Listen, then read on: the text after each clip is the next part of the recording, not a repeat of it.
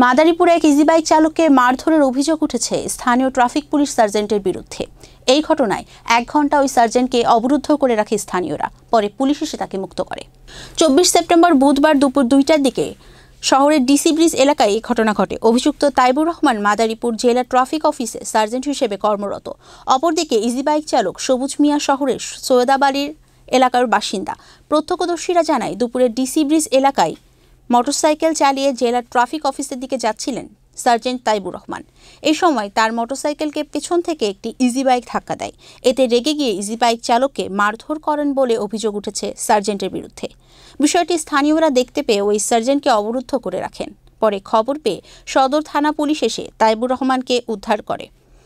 এই ঘটনায় তদন্তপূর্বক দোষীর বিচার দাবি করেছেন ভুক্তভোগী ও স্থানীয়রা। এদিকে রেগে গিয়ে ইজি বাইক চালককে শুধু ধাক্কা দিয়েছেন বলে জানায় সার্জেন্ট। এই ব্যাপারে অভিযোগ পেলে আইনগতভাবে ব্যবস্থা নেওয়া হবে বলে জানিয়েছেন সদর থানা পুলিশ।